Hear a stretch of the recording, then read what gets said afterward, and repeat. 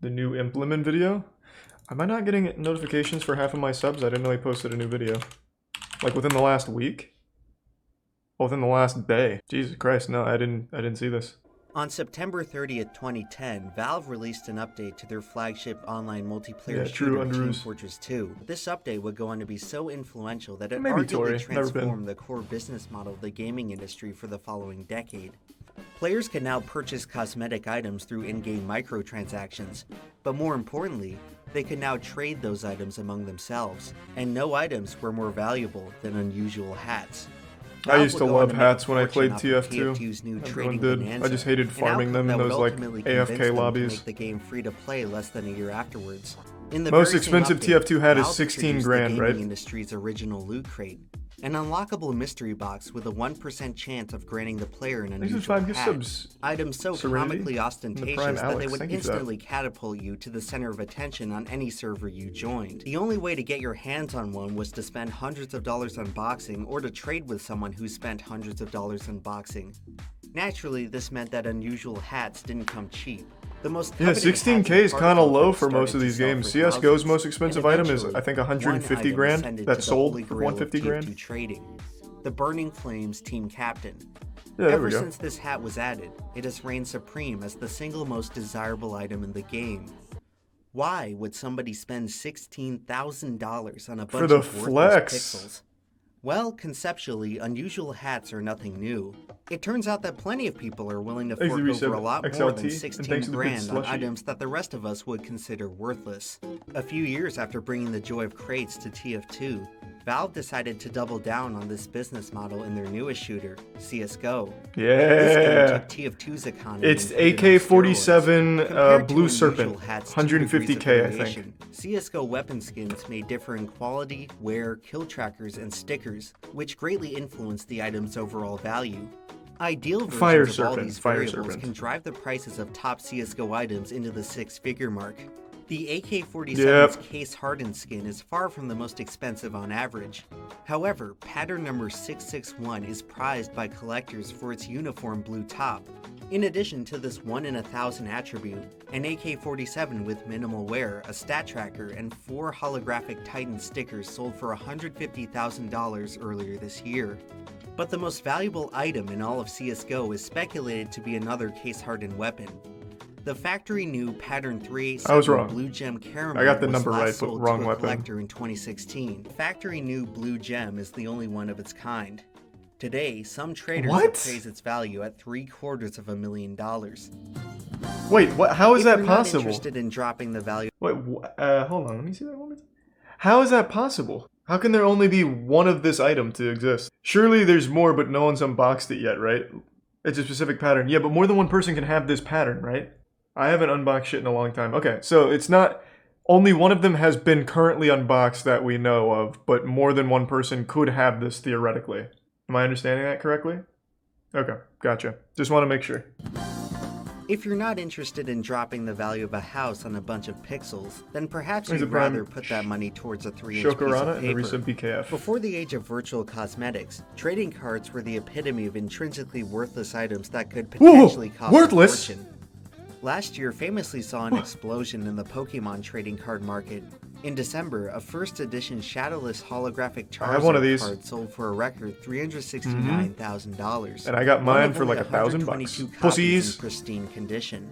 That record was broken 3 months later in February of this year when a Pikachu Illustrator card sold for $375,000. The promotional card was only awarded to winners of a 1998 Japanese art competition.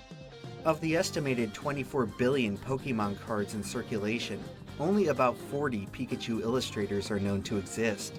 Magic the Gathering predates the Pokemon trading card signed Black Lotus years, giving collectors a bit more time to salivate over the game's most exclusive finds. Magic's holy grail is the infamous Black Lotus, but there's a signed Black Lotus part of the game's original release. Earlier this year, a signed Black Lotus from the game's alpha set sold at auction for more than $500,000. Sports trading cards ew. In 1909, the American Tobacco Company was ready to release their T206 baseball card series, which they distributed in packs of cigarettes. However, prior to the sale, I have not seen that Pittsburgh Pirates Well, actually, I might shortstop have. Honus Wagner revoked the rights to his likeness, forcing the tobacco company to remove his cards from circulation. Few as 50 Wagner cards were ever distributed to the public, selling in 1933 for the present-day equivalent of $1,000. Idiots. In 1991, one of 3 remaining mint-condition Wagners was acquired by hockey great Wayne Gretzky for nearly $500,000. Wow. In 2016, another mint Wagner was sold for $3.1 million, Wow. a record that stood until just last year. Currently, the most expensive baseball card is a PSA Grade 9 Mickey Mantle rookie card, which sold for $5.2 million this past January. Well, Mike Trout's However, card after sold for nearly like a century $4 million, of right? dominance in the card collecting market, baseball cards look to soon be surpassed by basketball cards in value. In April of this year, a 1 of 23 autographed LeBron James rookie card tied for the record of... Real quick, do you guys remember, I think it was like 6 months ago, I really wanted to find my sports card collection because I collected the fuck out of basketball cards when I was a child and obsessed with basketball? Good news, couldn't find any of them. There's an extremely good chance I had some bangers because I remember this series of cards where they have like a little piece of the jersey that you feel and they like this design. I doubt I had this card, but I had definitely cards from this set because I remember really liking the tactile feel of being able to touch the shit. And I can't find any of it. I have been so upset about that for the last 6 or so months. I don't know what happened to them. I really don't know what the fuck happened to them. But if any of you guys ever see like some old school, I put them in Pokemon binders. If you see Pokemon binders of basketball cards, don't buy any. Just let me know because I want them back. Autographs provide collectors with a much more personal touch. I recently to their started prized collecting cards from possessions. cigar packs of The my value of favorite porn autographs stars. vary wildly depending on its signee, but the most valuable ones That's more typically passion. belong to I don't figures know about who are no investment longer there, but capable of I producing like it. them. In 2017, an autographed copy of Albert Einstein's iconic tongue photo was sold for $125,000. In 2018, a baseball featuring 11 signatures from the sport's original Hall of Fame inductees sold for more than $600,000. However, by far the most expensive autographs are forged out of time. The signature of 16th century poet William Shakespeare has only been identified on 6 surviving documents. Today, it's estimated that a Shakespeare autograph would sell for up to $5 million. The most expensive autograph ever sold belongs to George Washington, whose personal copy of the Constitution was purchased for nearly $10 million in 2012. That sounds like a good deal, I Autographs are think, a form of actually. Memorabilia. Sneakers have been one of the most popular forms of memorabilia to collect ever since the meteoric success of Nike's Air Jordan brand in the 80s. In 2020, an original pair of I wish Jordans football worn by Michael memorabilia Jordan was worth himself sold something for because I had a lot of that as a kid and I still have $560,000, it. becoming the most expensive sneakers in the world. Of course, the decades-long... Actually, give me 1 second. I'm going to look something up. I saw this the other day at my parents' house. I have the Baltimore Ravens Super Bowl ball signature. Hold on, let me find it. When the Ravens won the Super Bowl back in, I think it was like 2004 they won it. Let me see. They had like this commemorative thing. 2001. They had like a commemorative ball where they all signed it, and I have that. I wonder what that would go for.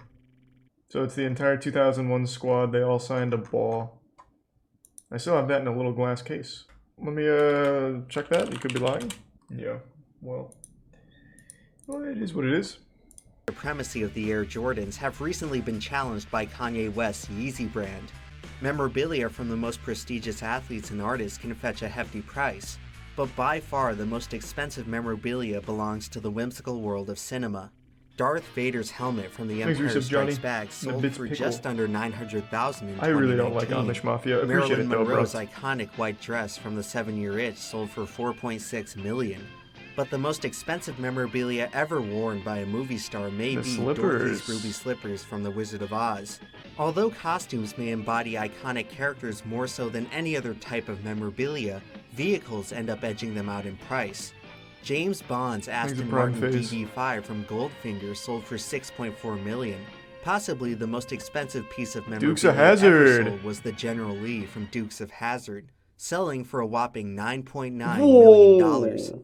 When we come back, we'll take a look at what lies beyond the 8-figure mark. Thank you. I appreciate that. You the generosity. And just a moment ago, here's what's happened. A fan somehow gets out of the infield area, comes out on the track, and is trying to get Matt Kenseth's autograph.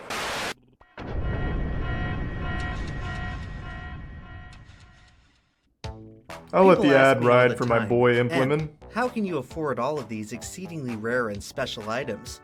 Well, everyone, where I get my money isn't important. What is important Time-lapse is of where the that money future. doesn't We go. watched it. Paying some stupid bank a bunch of unnecessary fees. Current is looking to change the face of mobile banking, and this card represents your ticket I actually to love accessing Current. more of your money faster. That's a good ad. With Current, you can stop throwing away your hard-earned cash on hidden fees and put that money towards something useful, like expensive collectibles.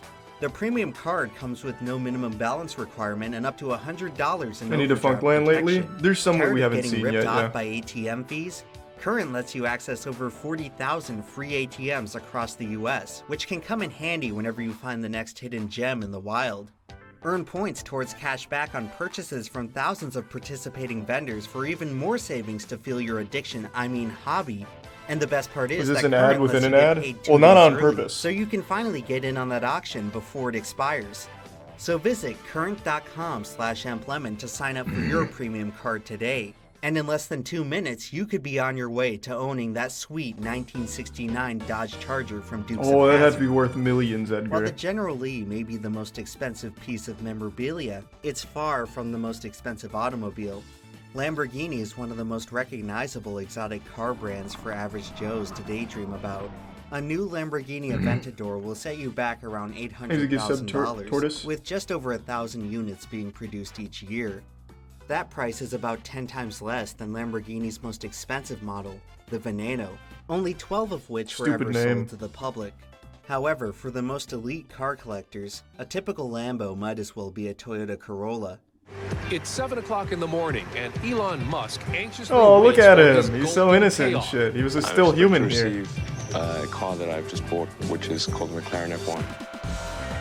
In the 1990s, the McLaren F1 set the record for the fastest top speed reached by a production car. The most expensive supercar right now is the ultra-rare Pagani Zonda HP Barchetta, listed at a price of $23.5 million. However, the title of the most expensive automobile in the world belongs to fellow Italian automaker Ferrari. In 2018, a 1963 Ferrari 250 GTO sold for $70 million, truly showing that old money still reigns supreme in the automotive world. While car collectors have existed for over a century, stamp collectors date back even further. In 1856, a shipment of stamps to British Guyana was delayed, forcing the postmaster Imagine taking a to issue ship an across emergency the batch water as a back temporary then. replacement. Super dangerous, The just to provisional deliver Were stamps. then distributed and quietly forgotten, until 17 years later when a young boy discovered the unusual 1-cent magenta octagon on one of his uncle's old letters. The boy would end up selling the stamp to a collector for 6 shillings. That stamp would go on to become the only surviving copy of the British Guyana 1-cent magenta. Today, it is worth over $9 million. Wow. And to the 60 million stamp collectors in the world, no other piece of postage is more valuable. Wow. If stamps are one of the oldest fixations I have to look something up again. Every time I go to the post office, which isn't often, mind you, there is at least 5 or 6 elderly men buying stamps. It is crazy how alive stamp collecting is. I am curious if there's any like news, stamp collecting news or anything. The little dude sold it for 6 shillings. Yeah, he should have just been immortal and waited till 2020 to sell it for 10 mil. Fucking idiot. Yeah, there's so many stamp collectors. Oh my god. I wonder if any of the old stamps I have in that box I showed on stream are worth anything. I think we established they weren't, but maybe you guys were lying to me. Collectors, coins may Maybe be you're right, the guy. oldest. Evidence of coin collecting dates Thanks, as far Johan. back as ancient Rome. One of the most infamous events in Roman history was the assassination of Julius Caesar. 2 years after usurping the throne, Brutus had several coins minted to commemorate himself literally getting away with murder. In 2020, Brutus's gold coin sold for over $4 million. The most expensive coin ever sold happens to be another gold coin, the last gold coin ever minted by the US Treasury. In 1934, President Roosevelt issued an executive order outlawing gold coins from general circulation. The Treasury was ordered to destroy all 450,000 newly minted 1933 double eagles. However, a few dozen were illegally rescued and distributed to collectors.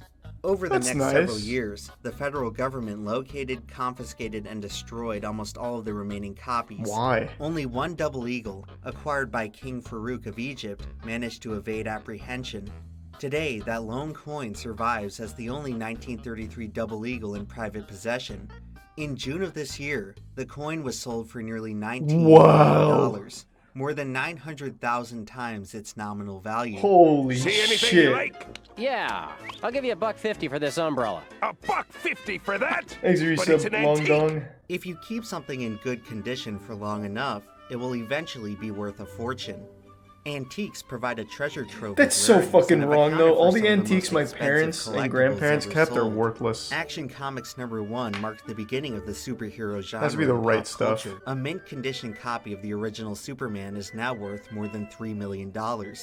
Leonardo da Vinci was the most recognizable figure of the 15th century, and he would end up writing what would eventually become the Your most dad has expensive 50 book of those? in the world. No, he doesn't. In I'll tell you right now, he 1994, doesn't. Microsoft co-founder If I'm Bill wrong, come Gates back here purchased and show me that you're a Leonardo's Codex multimillionaire. Leicester for more than $30 million.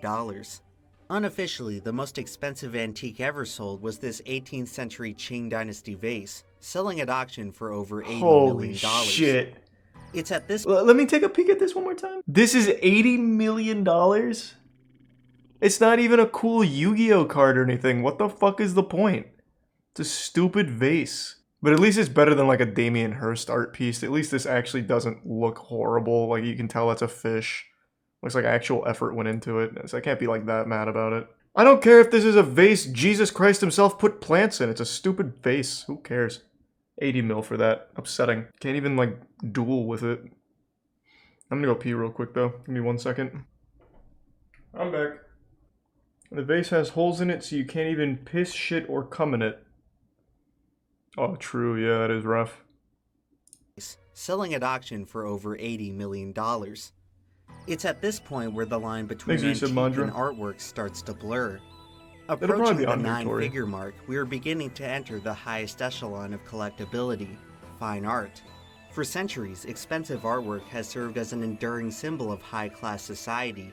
For those who are so disgustingly wealthy that the concept of dollars and cents has practically lost all meaning, fine art has often acted as the final frontier of what money can buy. It's so stupid. It's so fucking stupid. Alberto Giacometti's Pointing Man is the world's most expensive statue, selling to a collector for $141 million. I hate artists, bro. Oh my fucking god. It's so crazy. It's so this honestly just looks like a stick that he found and whittled a little bit and then put another stick going across horizontally. I just don't get it. I fucking hate it. It makes me irrationally upset. I know it's just money laundering, but it still just makes me really upset. If you consider jewelry to be art, then the prices become even more staggering. The infamous Hope diamond necklace has been valued as high as $350 million and is generally considered to be the most expensive gem in the world. It has been valued as high as $400 million. Jesus. But that's still not as much as the most expensive privately owned painting, Leonardo da Vinci's Salvator Mundi. In 2017, that looks kind of cool at least. For $450 million. At the very least, this is better than other modern art shit. At least this is a real painting. It looks kind of decent. This looks like a magic card. Like, I am honestly expecting it to say like Brainstorm up here or something.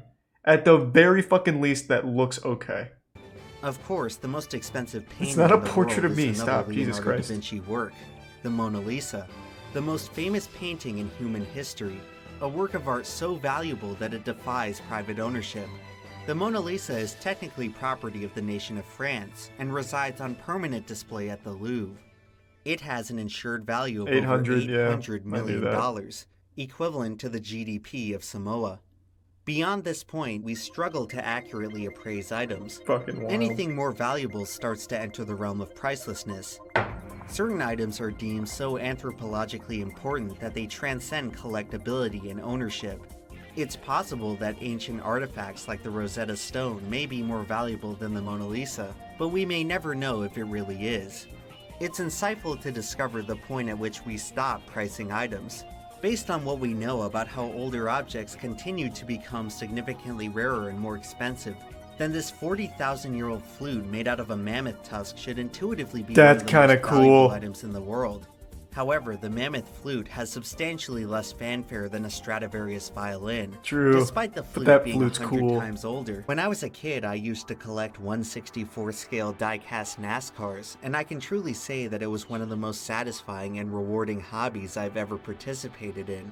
But why exactly do I so collect many of us Yu-Gi-Oh find cards. I collecting finished so my rewarding? collection. The psychology of collecting is not very well understood, but our obsession with rarity may result from our brain's innate desire to seek out the extraordinary. Obtaining food is no longer the satisfying challenge that it once was. Hey, speak for yourself. Food's still pretty To cool. recreate the rush of discovering You had a potato new berry pancakes? in the wilderness. The subconscious desire to recapture our foraging roots may be but a microcosm of a far greater desire to recapture our tribal roots. Today, we live in a very alienating society, a far cry from the tightly knit clans which our ancestors occupied. When we spend $400 million on a painting, or $9 million on a stamp, or $150,000 on a virtual gun, we are not just buying a rare item. In many ways, we are buying into the community that comes with owning a rare item. Well, I can't imagine. Foraging and I don't know about that. I feel like if someone bought the 150k CS:GO skin, the community would collectively laugh at them and insult them. You're buying in to make the community laugh at you. You become a lol cow for the community that you dumped that money into. I feel like that's not super accurate. Maybe for art, because you're already part of the elite vampire interdimensional time traveling weirdos or whatever the fuck. Maybe there, I guess, for the money laundering. But as far as like video games go and shit, if you're buying a $16,000 TF2 hat, $100,000 CS:GO skin, you are just going to be laughed at and ostracized by the community. At least that's what I imagine. Historic times was as much of a social event as it was a day-to-day task. It provided people with constant opportunities to demonstrate their usefulness towards their peers. Foraging allowed people to feel valued by the community around them. We now live in an era where the average person has arguably never felt less valued. For many, joining a niche subculture is their only way to rekindle feelings of esteem and belonging. For collectors, it's a matter of finding a unified culture, one which truly represents their ideals and motivations. This may help justify why a 400-year-old violin is so much more desirable than a 40,000-year-old flute. People admire Da Vinci, Michael Jordan, Superman. Maybe if we own an iconic piece of them, we can be admired too. While the impulse to collect once helped us gather survival resources, today it may be helping us gather social resources, which many are now finding more scarce than food, water, and shelter. For some, collecting rarities is the first step in connecting with others and engaging with an exclusive culture. The rest of us may consider it a waste of money, but for certain collectors, belonging to something meaningful is worth every penny. In addition to belonging, collecting may be attempting to account for another aspect many find sorely lacking from modern society: autonomy. With each passing year, the world around us gets more complex, more chaotic, and more unpredictable. You can't go a few moments without discovering some new threat that you didn't even realize it was possible to worry about. After a while, it all starts to become overwhelming, and most of us end up feeling more and more like riders on the storm. In this sense, collecting may serve as a therapeutic activity, especially for those who've experienced trauma. It's no wonder why the recent explosion in collecting occurred when most of us were in lockdown, a period when many had never That's a good point. That's a really good point, actually. No matter the reason we collect rare cards items, and everything blew up during lockdown because of it. And if the past year has shown us anything, it's that collecting isn't going away anytime soon. In the time I've been working on this video, several of its records have already become outdated. The future of collecting is more exciting than ever before. Following the advent of cryptocurrency and digital assets, non-fungible tokens have spawned a whole new genre of collectibles.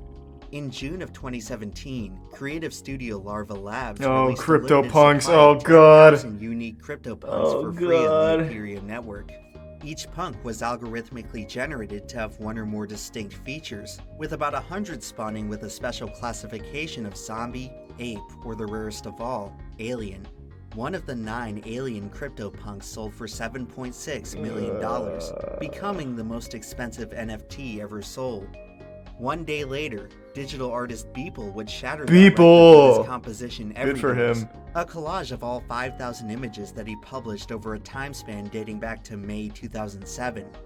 The Everydays NFT was purchased for over $69 million, about 8% the value of the Mona Lisa. A hell of a price to pay for a bunch of worthless pixels. You bronze? Bronze, baby. You hit bronze? We hit bronze, baby! That's fucking... wait, all solo queue? What? All solo queue, or do you have a squad? All solo queue. Bro, that's fucking huge. Congrats. Oh, thanks, man. You got nerve-wracking, but we're there. Nice. We've had 3 wins in a row. You're fucking cooking. We're cooking, baby. That's big. Meet the #1 gigolo in Japan, Akaya Kun... Oh, haven't we seen that? Yeah, we watched this. This guy's fucking awesome. And then we watched the other guy. And this guy has a watch that was from Cristiano Ronaldo. Like him and Cristiano Ronaldo have like the only 2 that watch in the world or something crazy. Gas station encounters. I also don't like gas station encounters. I just find it really boring. Every video we've ever watched from gas station encounters is always the same thing. This guy took a drink of orange soda and put it back. And now he left. If you know this man. Like, that's every video. About looting lottery loser.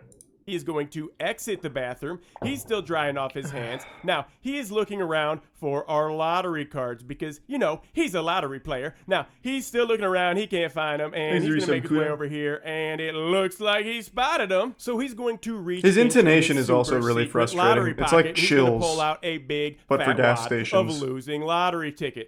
So he makes his way towards the lottery checker so he can check some of those tickets here to try and pick some winning numbers. I really hope there's no more fast forwarding after this.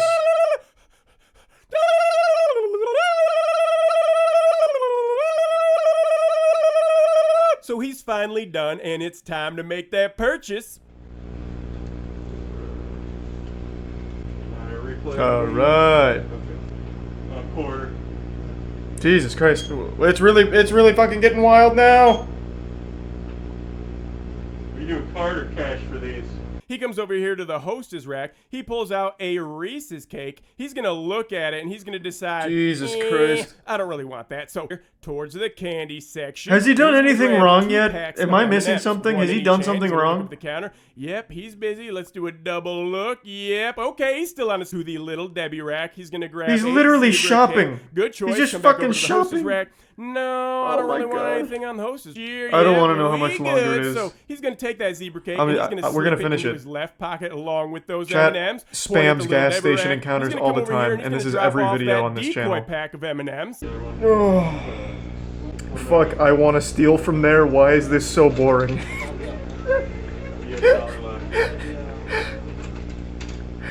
So now that I'm done with the transaction, I'm like, oh, I gotta hurry up and look at these cameras, see if he took anything. Yep, you have a good one? Uh-oh. It's about to pop off. It's about to get wild. You know you need to use the bathroom. Come on, I need you to use the bathroom. Please, please use the bathroom. No, you don't need to use the bathroom. Dang it. And I didn't get to verify in time. She gone. This is every single fucking video from the channel. I don't know why it gets spammed so much during YouTube nights. Oh my god. That one was exceptionally boring. Fuck. Alright, I think we've all learned a valuable lesson. Can we stop spamming that every single YouTube night? There's a couple videos that I saw over the last couple years from this channel that I enjoyed, but recently it has been the same stuff every single fucking time, and it's all like that. Bob emergency? You didn't have to donate again, man. You don't have to donate to suggest things. You just put it in the chat. A study of athletes named Bob. Holy fuck, this is 40 minutes of people named Bob. Holy fuck, it's over an hour of people named Bob. I hope it's as bad as you imagined. 1996 Pinnacle. That doesn't look bad to me. This is Bob Hamelin. We know this because he's holding up a card that says Bob Hamelin. It's important to remember that Pinnacle actually... It's like a little mugshot card. Bob Hamelin absolutely refused to be cool, no matter how hard the card companies tried. They embossed his card with foil. Didn't work. They made a shiny special edition card. It had no effect. They cut it looks cool if you ask me. Bob, you're making this very difficult. Applying any measure of coolness to Bob Hamelin was absolutely hopeless. Well, I think he's cool. And I'm sure all the other Bobs are also pretty fucking cool. You seen the videos how it's actually made. You know Andrew's the one that makes those, right? Andrew, who's been in videos with us for like almost 10 years now. Of course I've seen them. Andrew and I have done videos together for 10 years now. Of course I know how it's actually made serious. What do you think of Hasan buying a house? That shit has been wacky.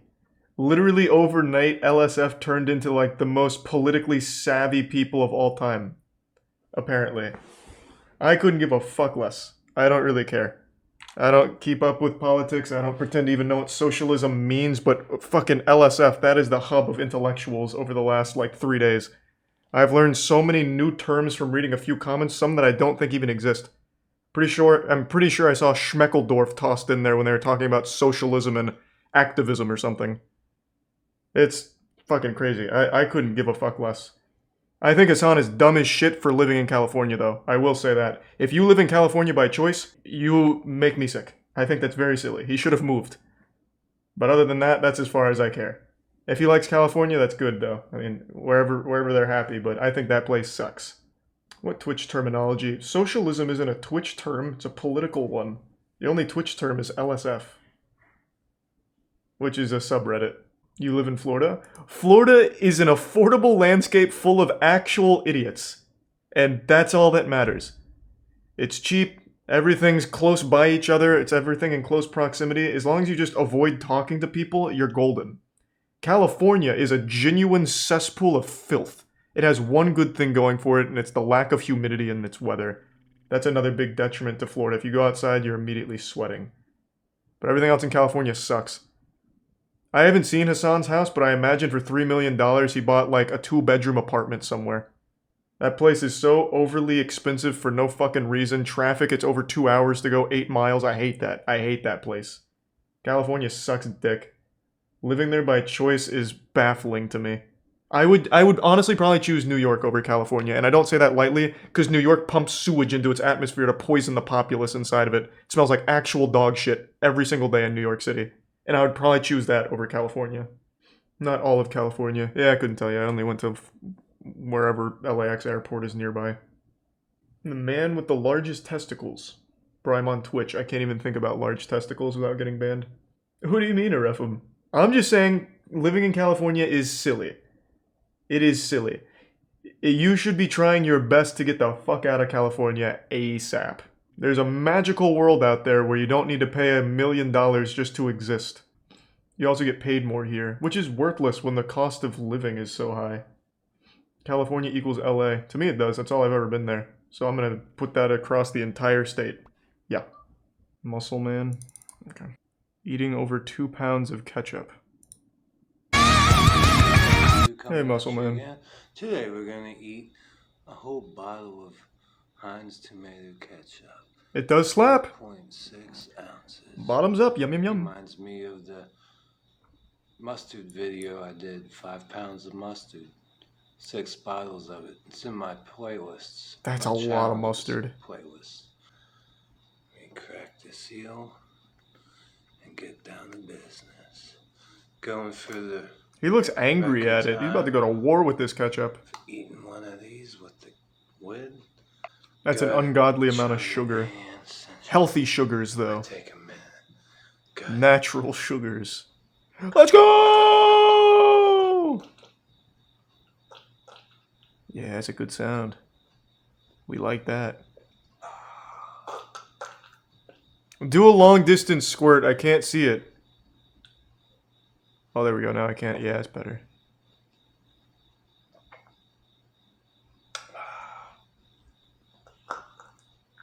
Give it the gas.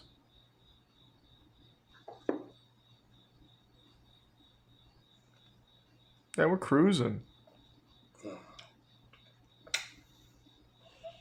I remember in elementary school, one of my friends used to just eat ketchup. So he'd bring a bottle of ketchup in it, or like one of those small little ketchup bottles in his lunchbox, and he just squirted onto like his plate with his food, and he'd just eat the ketchup with a spoon or something. Let it ride.